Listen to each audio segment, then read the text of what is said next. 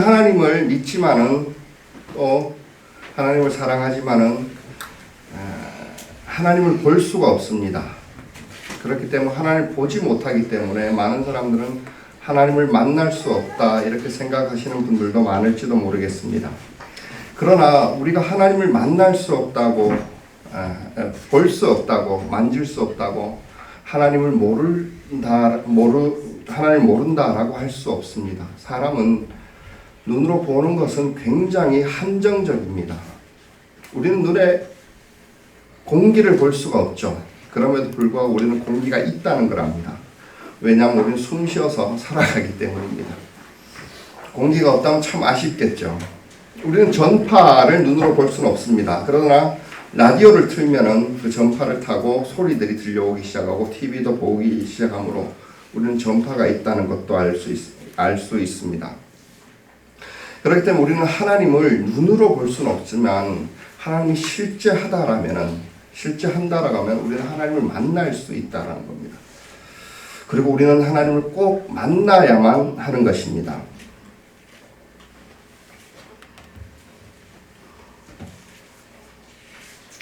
그런데 하나님을 만난다라는 것이 도대체 무엇이고 어떻게 해야 되는가, 이것이 참 고민거리인 것도 사실입니다. 쉽지는 않습니다. 왜 우리는 하나님을 만나기가 어렵고 볼 수가 어렵고 믿는 것조차 그렇게 힘이 드는가? 왜 그럴까요? 하나님에게 형체가 없어서 눈으로 보지 못하기 때문일까요? 사실 그게 아닐지도 모릅니다. 왜냐하면 존재적으로 차이가 너무 크기 때문입니다. 하나님과 우리와의 존재가 너무 다르기 때문입니다.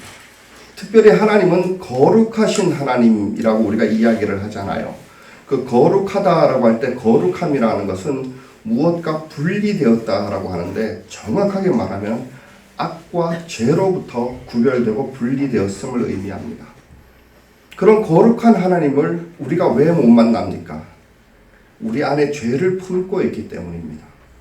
본성적으로 죄를 짓고 싶어하는 그 마음을 가지고 있는 죄인이기 때문에 우리는 하나님을 만날 수가 없는 것입니다.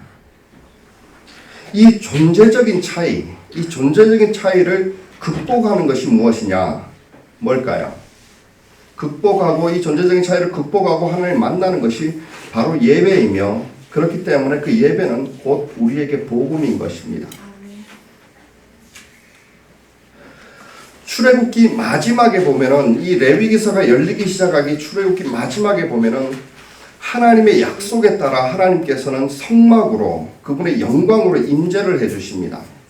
그리고 모세와 이스라엘 백성과 함께 약속을 하셨어요. 내가 그날 그 자리에서 너희들과 만나겠다라고 약속을 하십니다.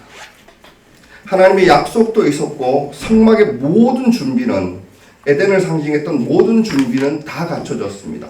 그 안에 있는 기구들과 장식까지 모든 것이 갖춰졌는데 다 준비되고 하나님께서 임재도 하셨는데 모세는 그 앞으로 나아가지를 못합니다. 왜일까요? 준비가 덜 돼서 그런 게 아닙니다. 모든 준비는 끝났습니다. 그리고 하나님도 오셨습니다. 그러나 자신의 정결함이 하나님의 거룩에 미치지 못한다는 것을 그때야 비로소 안 것입니다. 그렇기 때문에 하나님 앞으로 나아갈 수가 없었습니다. 그렇기 때문에 필요했던 것이 레위기서이고, 레위기서는 어떻게 하면 하나님을 만날 수 있는가를 설명하는 것입니다. 다시 말해서 예배를 통해서 우리는 하나님을 만나게 된다라는 이야기인 것입니다. 그렇기 때문에 예배라는 것은 필연적으로 필요한 것이 뭐냐면은 우리 안에 있는 이 죄성, 본질적인 진노의 자녀라는, 본질적인 죄를 품은 죄성을 가진 인간이라는 것, 이 존재를 극복해야만 합니다. 죄가 없어질 뿐만 아니라 우리 안에는 죄인이라는 그 딱지까지, 죄성까지도 모두 다 없어져야만 우리는 하나님 앞으로 한 걸음씩 나아갈 수가 있습니다.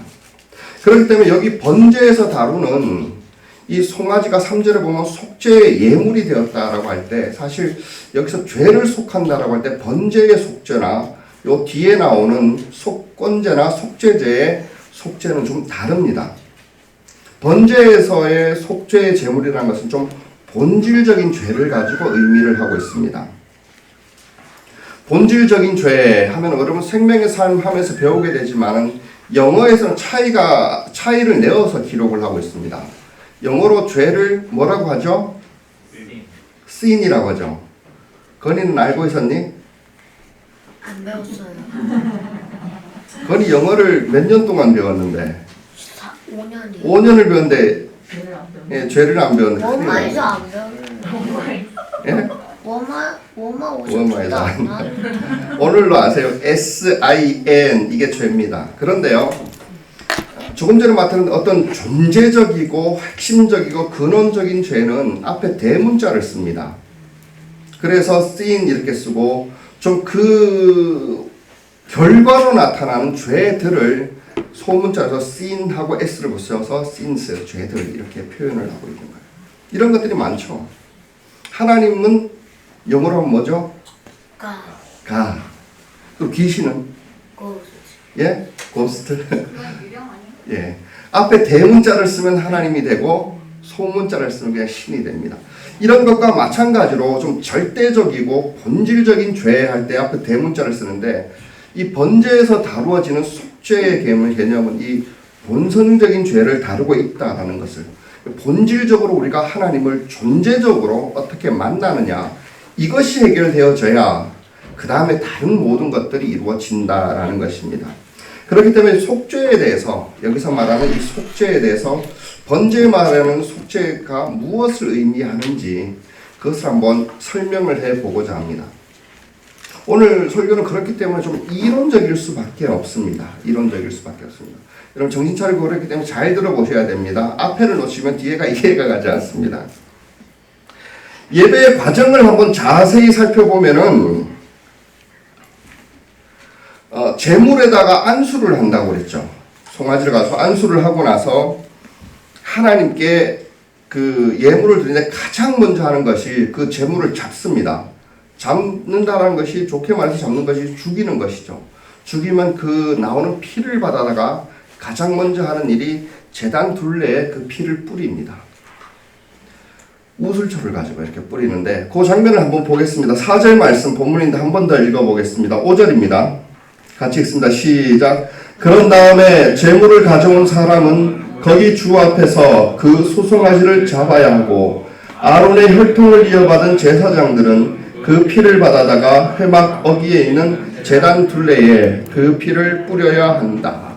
여기서 제단에다가 제단은 이 네모난 그 단상을 얘기하는 거죠. 그 위에서 제단에다가 뿌린다라고 했는데 그렇다면은 이 제단에다가 피가 뿌려졌다라는 것이 무엇을 의미하는 걸까요?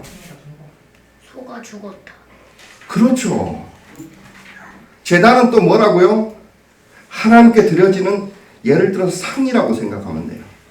거기에 소가 죽은 거. 더 정확하고 근원적으로 말하면 뭘 말하는 걸까요? 소 죽이는 생명. 생명이 드려졌음을 의미합니다. 생명이 이 제단에서 드려졌다라는 것을 상징합니다. 왜냐하면은 이 피라는 것은 여러분 단순하게 우리 몸속에 있는 어떤 액체 여기에서 이걸로 설명을 할 수가 없습니다. 정확하게 레위기서 17장 11절에 보면은 이런 말이 기록되어 있습니다. 생물의 생명이 바로 그 피 속에 있기 때문이다. 이렇게 됩니다. 그래서 피는 너희 자신의 죄를 속하는 제물로 삼아 제단에 바치라고 너희에게 준 것이다. 이렇게 되어 있습니다. 마지막에 또 나오기를 피가 바로 생명을 지니고 있기 때문이다. 성경을 읽다가 보면은 여러분들 우리가 이해할 수도 있고 또 이해할 수 없는 것들도 많이 있습니다. 저는 대표적으로 이게 그렇습니다. 왜 예수님이 피를 흘리셨는데 자꾸 또 피를 흘렸다고 그러고 피를 찬양해야 된다고 그러고 왜 그럴까 그러는데 여기서는 이 피라는 것은요 하나님의 말씀에 피는 생명이다라고 했습니다. 이것은요 의학적인 설명이 아닙니다. 문학적인 설명도 아닙니다. 상징적인 설명도 또한 아닙니다. 그냥 이건 창조자 하나님의 말씀이고 이것은 이해의 대상이 아니라 그대로 받아들여야만 됩니다. 그렇기 때문에 여러분 형이상학적으로 이게 무슨 말인지 모르겠네. 너무 몽상 생각 속에서만 떠돌아서는 안 된다라는 거예요. 피에는 항상 살아있는 그 생명이 있다라는 것을 우리는 믿어야만 됩니다. 그래서 그 피가 죽어진 것을 상징하는 것이 제단에서 뿌려지고, 이 제단에는 항상 피가 묻어 있겠죠. 피가 묻어 있겠죠. 항상 그 제단은 무엇을 상징합니까? 이 제단에 드려지는 모든 것은 생명이 바쳐졌다, 생명이 죽어졌다, 이것을 상징하고 있습니다. 그리고 생명이 왜 죽어져야 되고, 왜 생명이 드려져야 되고, 굳이 많은 것 중에 왜 생명이라 해야 됩니까? 왜 제가 누누이 얘기하지만 여기서 나오는 수송아지 한 마리는, 양 한 마리는 단순한 값어치로 돈으로 환산해서 물질이 아니라 그 당시 목동으로서의 재산 중에 하나가 아니라 무엇로 봐야 되냐면 생명으로 봐야 된다는 이유가 무엇일까요? 왜 우리가 하나님 앞으로 나올 때 다른 무엇도 아니라 내가 이만큼 되어졌으니, 이만큼 봉사했으니, 이만큼 노력하고 이만큼 부지런해졌으니 그것으로 하나님께 나올 수 없고 오직 생명으로만 나와야 되는가? 이것은 바로 3절에 나오듯이 속죄 때문입니다. 존재적으로 우리는 하나님을 만날래야 만날 수가 없는 존재입니다. 죄인으로서 하나님을 만나게 되면 어떻게 될까요? 무서워요. 무섭죠. 왜 무섭죠? 죄를 지었기 때문에. 죄를 지었기 때문에 무섭죠. 얘기가 빙빙 도네요. 어떻게 될까요? 지옥 가요. 우리가 거룩하신 하나님, 절대자는 내가 있기 전부터 계셨던 하나님이 거룩하신 분이라는 것은 죄와 분리가 되었는데, 그분이 죄와 함께 한다는 것은 있을 수 없고, 그게 가능하다라면은 하나님은 하나님의 이름을 포기해야 됩니다. 또 다른 가능이 있다 그러면은 뭡니까? 우리 죄가 없어져야만 됩니다. 죄성이 없어져야만 하나님을 만날 수가 있습니다. 그렇기 때문에 이 죄가 없어지는 과정을 위해서 속죄가 필요하며 생명이 드려져야 되는 이유는 뭐냐면 죄의 대가는 오직 생명밖에 없습니다. 쉽게 말하면은 이 세상에 있는 모든 죄, 티끌만큼 작은 죄 하나도 그 형량은 뭐라고요? 사형입니다. 거기서 벗어날 수가 없습니다.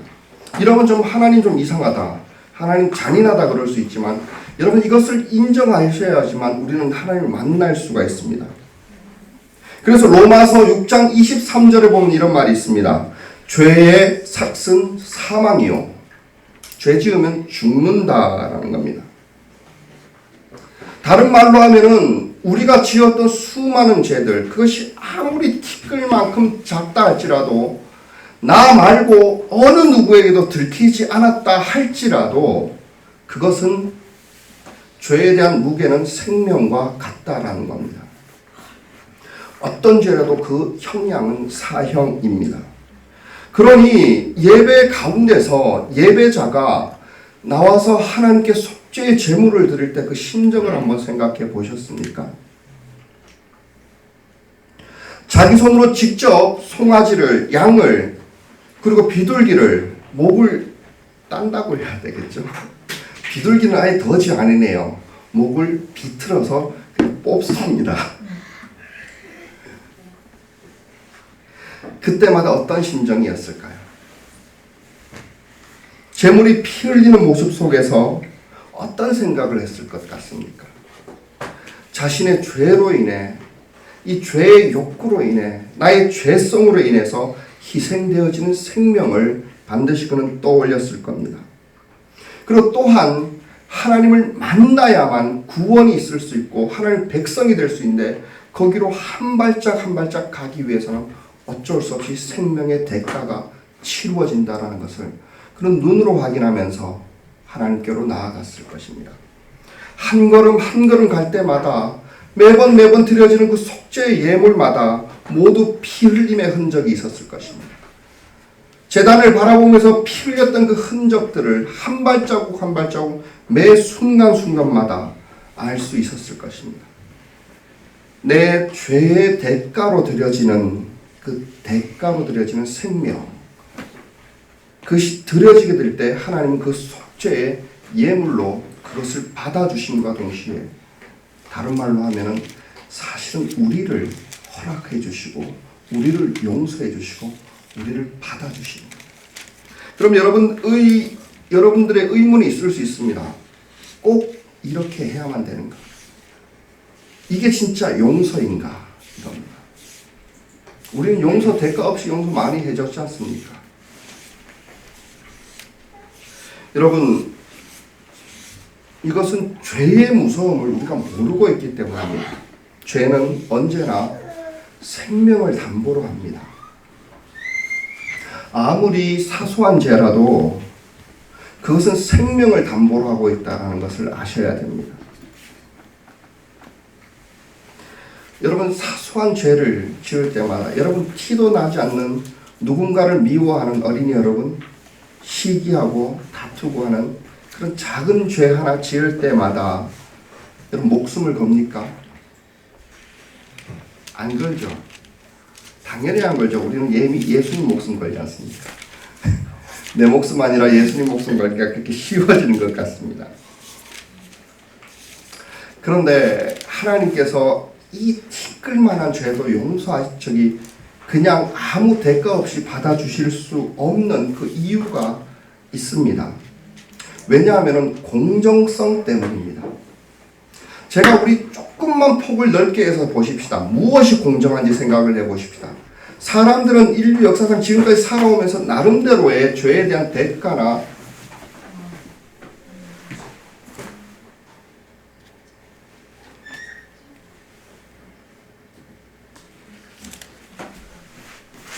죄에 대한 대가나 형량을 정해놓고 있습니다. 죄에 대한 형량과 대가를 정한다는 게 무엇이냐면 이 자체가 성경에서 말하는 또 다른 죄를 의지합니다. 근원적인 죄, 뭘까요?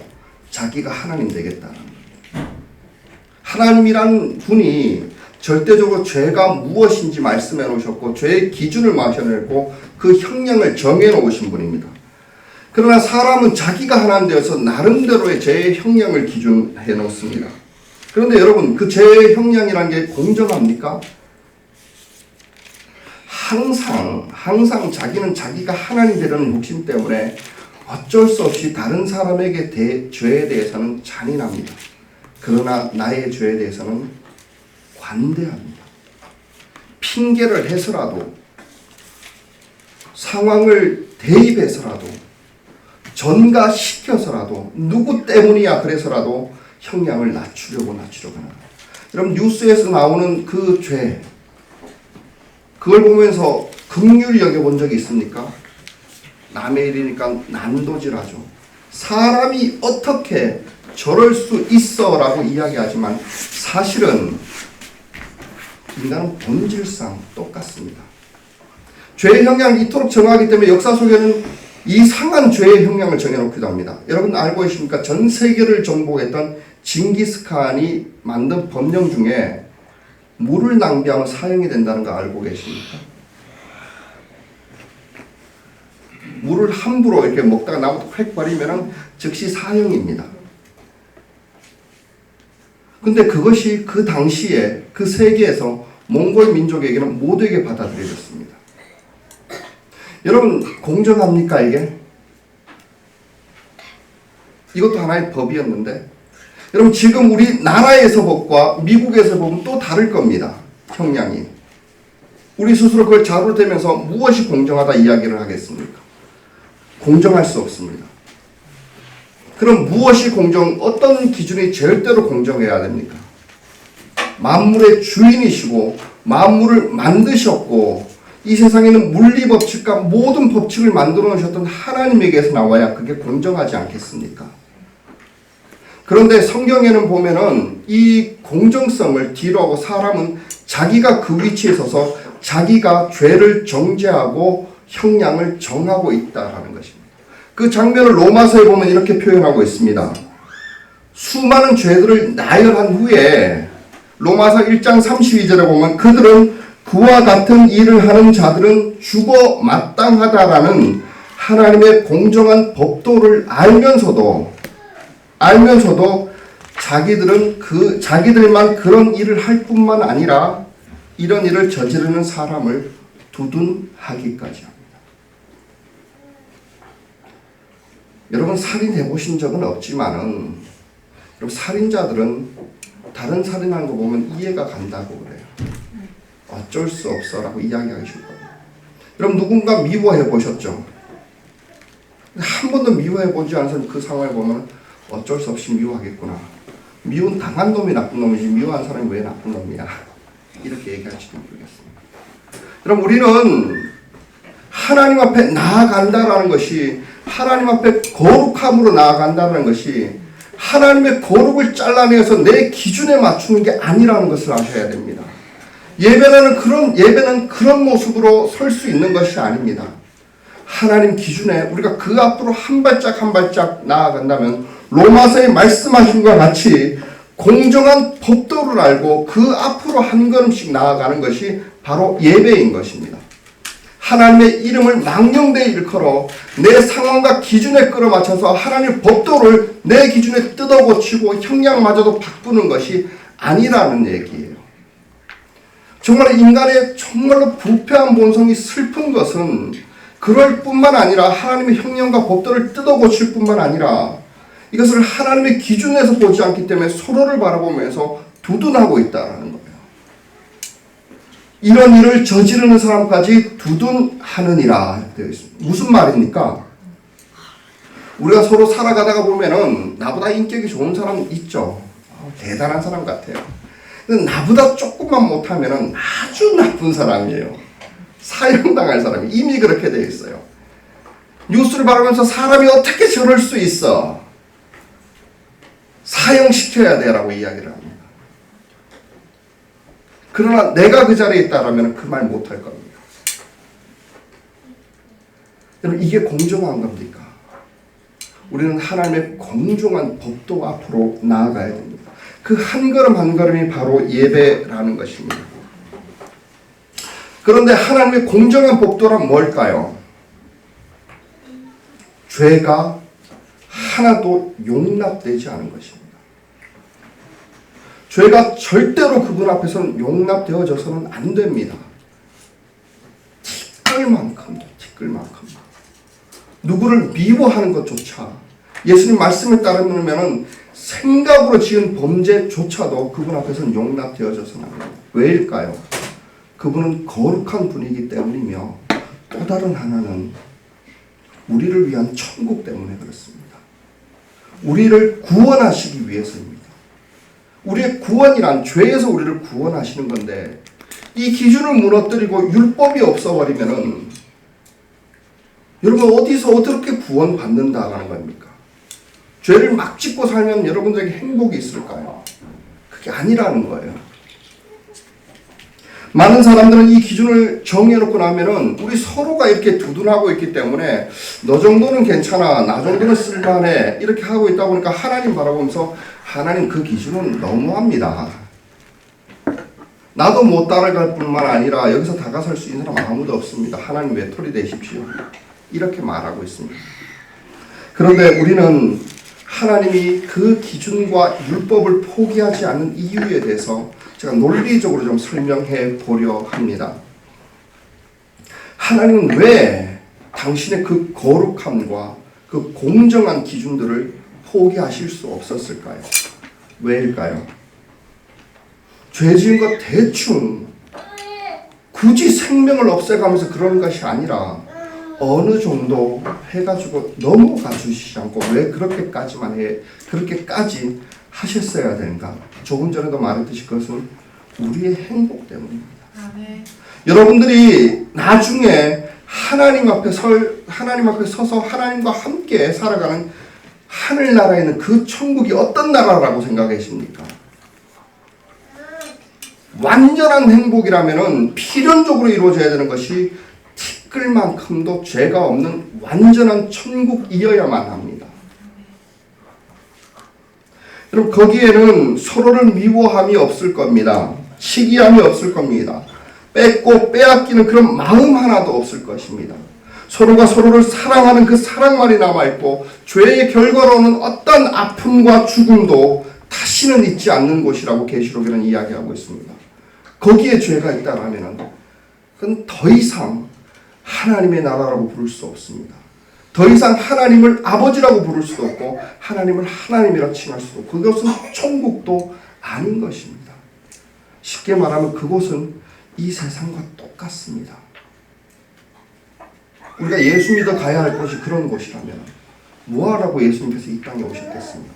뭐하러 주님께서 우리를 구원하신다고 하셨겠습니까? 우리는 아직 천국을 희미하게 바라보고 있고 잘 알지 못하기 때문에 거기에 대한 행복이 얼마나 크며 그 나라가 얼마나 아름답고 고귀하고 순결한지 알지 못하기 때문입니다. 그러나 우리는 말씀 속에서 그 흔적을 바라보고 거기 갈 수만 있다면 내 안에 있는 이 죄의 소용만 없어진다면 얼마나 서로가 서로와 함께 행복할 수 있을까? 여러분 꿈이라도 꿔보셔야 되지 않겠습니까? 주님께서 그것을 위해서 오셨다는 걸 아셔야 됩니다. 또 하나 하나님께서 이 거룩의 속성을 왜 이 공정한 완벽한 공정의 기준을 없이 제할 수 없느냐 하라면은 죄의 속성 때문에 그렇습니다.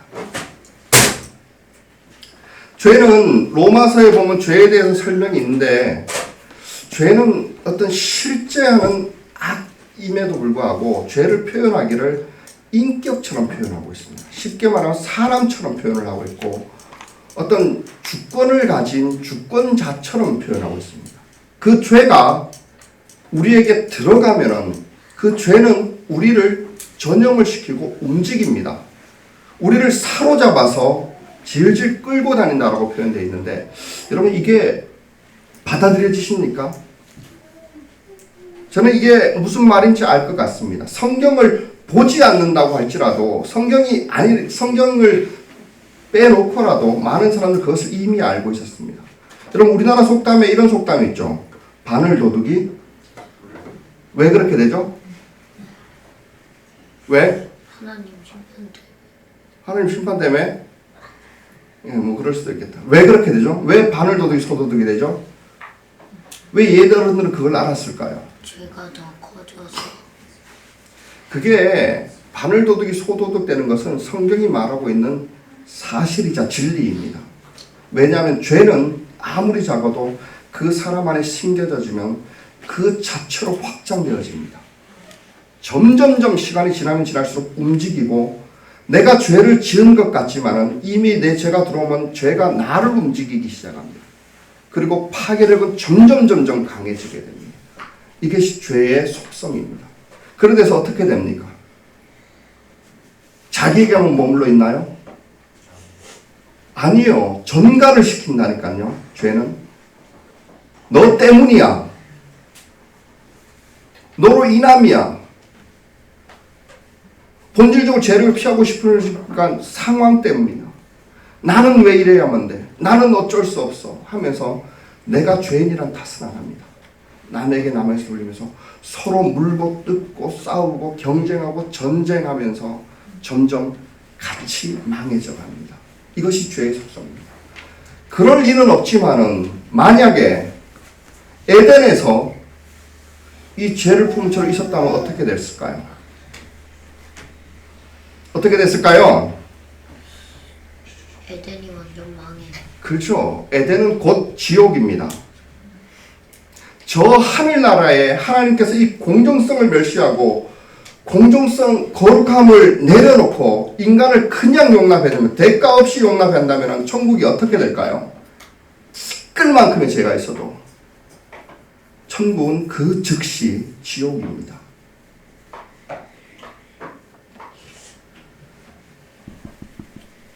그렇기 때문에 하나님은 진정 우리를 구원한다라고 했을 때 여러분 피의 대가를 치르지 않을 수가 없습니다. 공정성에 그 심판이 없을 수가 없습니다. 아니면은 하나님 부를 때 우리가 거룩이란 말을 지워야 되고 그분은 더 이상 하나님이 아닙니다. 그분은 천국의 주인이 될 수도 없습니다. 우리의 구원자가 되실 수도 없고 수많은 사람이 구원자라 그러면 이 땅에 왔지만은 똑같이 인간과 똑같이 죄를 지으며 살아갔습니다. 그러나 예수는 우리가 구원자가 되었다라는 것은 죄 없이 거룩함을 가지고 우리에게 다가오셨고 그로 말미암아서 우리의 죄의 대가를 치르기 시작하십니다.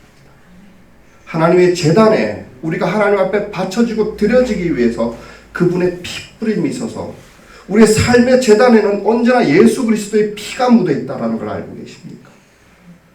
여러분, 부활이라는 것은 그것을 기억하는 날입니다. 여러분의 삶의 제단을 보십시오. 가정에서, 직장에서, 학교에서 수많은 삶 가운데 예수의 피가 뿌려져 있습니까? 그걸 묻고 싶습니다. 하나님은 우리를 만나기 위해서 자신의 거룩을 포기하실 수 없습니다. 더욱이 우리를 구원하시기 위해서라면 우리가 나중에 소망하고 가야 할 곳이 천국이라면 하나님은 당신의 거룩과 그의 나라를 포기하실 수가 없습니다. 문제는 뭡니까? 이제부터 우리가 예배라는 것은 하나님께로 거룩하신 하나님 앞으로 완벽하신 하나님 임재 앞으로 한 걸음씩 나아간다는 걸 여러분 아셔야 됩니다. 하나님의 이름을 망령되이 바꾸어서 변형시켜서 내 기준을 가지고 이 정도는 괜찮아 하고 하나님 앞에 설 수 없습니다. 사람들은 나를 고상한 인격자라고 이야기해 줄 수 있고 사람들은 나를 바라보면서 그 정도는 괜찮아 라고 두둔해 줄 수 있기도 하지만 하나님의 공정성 앞에서는 우리가 모두 죽어야 할 죄인입니다. 그러나 우리가 하나님 앞으로 천국으로 가야 된다라고 그러면 그 죄의 대가를 제물을 통해서 치르고 가야 됩니다. 그것이 진짜 공정이 아니겠습니까? 그것이 진짜 진리가 아니겠습니까? 말씀을 마무리하려고 합니다. 여러분, 예배라는 것은 언제나 생명의 가치를 지니고 있습니다. 우리가 편하게 와서 하나님 찬양하는 이유도 우리가 예배를 통해서 하나님의 말씀을 듣고 실천을 결단하고 삶을 살아가는 모든 이유 저변에는 그 제단에는 예수 그리스도의 피뿌림이 있었고 그 피가 묻어있는 제단 위에 우리가 서 있다라는 걸 아셔야 됩니다. 그럼 예배 편하게 드리시죠? 다행이죠. 예배 드릴 수 있죠. 근데 거기에 대한 감사가 없죠. 우리 너무 편하게 예배하는데 그것을 위해서 누군가는 하나님의 어린 양 예수 그리스도의 피 무덤이 그 저변에 깔려 있어서 우리를 들어서 제단 위에서 하나님 앞에 세우고 있다라는 것을 하나님의 심판 앞에서도 끄떡없이 정죄함 없이 우리를 세울 수 있다는 것을 우리는 알지 못합니다. 여러분, 이제 그것을 받아들이셔야 됩니다. 예수 그리스도의 피를 보고 우리에게 정죄함 없이 대가 없이 넘어가고 있다는 것을, 우리 죄를 바라보면서 있었던 그 진노의 대가들은 이미 예수 그리스도 안에서 쏟아졌다는 사실을, 여러분, 그것을 알고 하나님 앞으로 한 걸음씩 나아가야 됩니다. 과거에는 송아지의 생명으로 양의 생명으로 드렸다면 우리는 이 자리에 여기에 있는 이는 예수 그리스도가 우리의 모든 이유여야 되고, 하나님 여기에 대해서 한마디 더 하셨습니다. 모든 무릎은 하늘에 있는 것이나 땅에 있는 것이나 땅 안에 있는 모든 무릎까지도 그분 앞에 꿇어라. 아멘. 여러분, 경배가 그냥 경배가 되어져서는 안 됩니다. 우리 생명을 대가로 지불되어진 그 어린 양을 경배하는 것입니다. 쉽게 말하면 목숨 걸고 예배해라 라고 해도 그것은 아깝지 않고 과하지 않은 것입니다. 어떻게 우리가 이 제단 위에 예수 그리스도를 생명으로 속죄함으로 나아갈 수 있을까? 제가 간단히 요약하겠습니다. 이것은 다음 시간부터 또 다루기 때문에 요약합니다. 첫 번째로 어떻게 우리가 예배에서 생명이 드려져지고 속죄함을 이룰 수 있는가? 첫 번째로 우리가 죄인임을 고백해야 됩니다. 여러분 교회 잘 보십시오. 교회가 망가지고 부서진 이유는 의인들이 많을 때 그렇습니다. 잘난 사람이 많으면 많을수록 거기는 다툼과 시기와 싸움이 일어납니다. 자기 나름대로 자기만의 기준을 정해놓고 VIP들은 바라보지도 못할 그런 기준을 정해놓고 이거 아니면 안 되라고 이야기하는 교회들을 보십시오. 생명력을 잃어가 버립니다. 여러분들이 죄인이라는 걸 알고 계십니까? 죄인인데 죽을 죄인이라는 걸 알고 계십니까? 그 부서지고 무너진 마음으로 하나님 앞에 한 걸음씩 나오는 것이 예배라는 것입니다. 그리고 또한 우리가 그 다음에 해야 될 것은 이 죄를 인정함과 더불어서 하나님 앞에서 예수 그리스도를 믿음으로 받아들이는 것입니다. 이것이 무엇일까요? 얘기했듯이 이것이 바로 제물에 안수하는 과정입니다. 내 죄를 제물로 전가를 시키는 겁니다. 예수 그리스도께서 내 죄를 담당하셨습니다라는 고백이요 믿음인 것입니다. 또한 예수 그리스도 십자가를 바라보면서 나의 죽음을 선포하는 그 동일시, 그게 바로 안수인 것입니다. 예수 그리스도를 믿음으로 한 걸음씩 나옵니다. 예수 그리스도를 믿음으로 나오는 것이 아니라 많은 사람들이 자기의 공로를 가지고 나오고 많은 사람들이 자기의 노력을 가지고 나오려 합니다. 그것을 하나님 앞에 설 수 없습니다. 여러분, 그 어떠함도 본질적인 죄성을 지닌 인간은 그 앞에 설 수 없습니다. 그냥 포기하십시오. 그냥 예수 그리스도를 믿으십시오. 오직 거기에만 길이 있고 답이 있습니다. 여러분, 죄를 해결한다라고 했을 때 난 이게 무엇인지 우리가 좀 알았으면 좋겠다 싶습니다. 제가 목장에서도 자주 찬양했던 것이 이것입니다. 집사람 별로 좋아하지 않아가지고 그런데 할렐루야 찬양하세 내 모든 죄 사함 받고 주 예수와 동행하니 그 어디나 합니다. 이게 무슨 말인지 알고 계십니까? 여러분, 죄 사함 한번 받아보셨습니까? 이 죄에 대해서 자유한다는 것을 단 한순간이라도 느껴보셨습니까? 내 모든 과거의 아픔과 상처에 대해서 자유케 하시는 하나님에 대해서 알고 계십니까? 이제 더 이상 죄가 나를 끌고 가지 못한다는 그 용기가 어디 가서 생기는지 알고 계십니까? 여러분, 정말로 주 예수 그리스도 보혈로 인한 치유가 무엇인지 궁금하십니까? 예수 그리스도의 속죄의 보혈을 노래하십시오. 여러분, 모든 것이 그 안에 있고 모든 해답이 거기에 있습니다. 그래서 예수께서 나는 곧 길이요 진리요 생명이다 이렇게 말씀해 주셨습니다. 그리고 나서 세 번째로 하는 것이 뭐냐면 예수 그리스도와 함께 더불어 내 삶을 드리는 것입니다. 여러분, 예배는 항상 생명의 가치가 따라다니고 있습니다.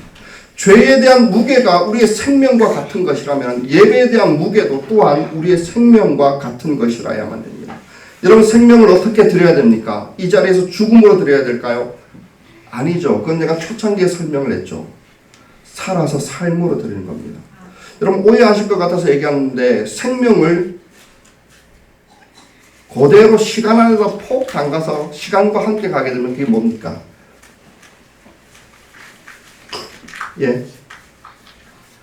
여기 있는 우 목사의 생명을 시간 안에 담겨져서 시간 안에 연속적인 측면으로 바라보면 그걸 뭐라고 부릅니까? 세월? 비슷하죠. 그걸 삶이라고 이야기합니다. 삶, 생활, 그런 게 좋습니다. 언제나 우리의 생활은 우리의 생명이 소요되어진 데서부터 시작됩니다. 우리 예배 때 우리의 삶이 쏟아져진다는 게 뭘까요? 지금까지 내 욕구, 내가 나름대로 정했던 기준들과 제 형량을 따라서 내 삶을 경영하고 살아왔습니다. 이제 그것이 아니라 새로운 기준을 바라보는 것입니다. 거기에 내 생활을 드리는 것입니다. 그것이 예배에 생명이 바쳐지는 것입니다. 그렇기 때문에 제가 누누이 얘기하지만 여기에는 말씀을 듣는 쇼로 끝나서 되지 않고 여러분 생명이 드린다는 심정으로 여러분 삶의 한 순간과 한 부분이라 할지라도 결단을 하셔야 됩니다. 내일 돌아가서 내일 생활 가운데 나는 이것을 결단하여서 천국의 씨앗을 내 삶 가운데 심겠습니다 라는 고백이 있어야 됩니다. 그것이 진짜 예배고 그것이 내 제단 위에 내 삶을 드린다는 것이고 이 예배에 내 생명을 드린다는 결정입니다. 주님께서 내 생명을 드립니다라고 찬양 한마디로 끝나는 것이 아닙니다. 작은 행동이라 해야 됩니다. 어린이 여러분, 그렇기 때문에 내일 돌아가면 엄마 말 잘 들어야 될까요? 안 들어야 될까요? 잘 들어야 돼요. 왜요? 천국 가야 되니까. 그죠? 왜냐고 하면은 그 기준을 가지고 지금까지는 엄마 말을 잘 들으니까 용돈이 나오더라 이런 기준이 있었다 그러면 지금은 예배드린 사람 기준은 뭐라고요? 하나님 말씀이 부모에게 순종하라. 이것이 약속 있는 처음 계명이다. 말씀했기 때문에 순종하라. 종류가 틀린 거예요. 행동이 똑같다 할지라도 우리가 하나님 앞에 서서 무엇을 하느냐는 차원이 달라지게 됩니다. 그렇게 생명을 들여져 나가는 것, 그것이 예배가 되어야 됩니다. 지금까지 여러분들은 열심을 내어서 공부를 했고 직업도 열심히 나름대로 열심히 했습니다. 가족을 향한 의무도 열심히 성실하게 했을 겁니다. 그러나 그 이변에 죄성에 이끌고 있는 내가 기준이 되어졌다라면 이제 이 기준을 옮기십시오. 하나님 말씀 앞으로 옮기시기 바랍니다. 거기 앞에 헌신하십니다. 겉으로 드러날 때 똑같지 않을 수 있지만 이미 하나님 약속대로 영혼에서부터 여러분들을 바꾸고 그 삶은 여러분의 삶과 행동, 주변의 모든 것을 바꾸고 마침내 그 자리에서 천국이 시작되게 할 것입니다. 기도하겠습니다.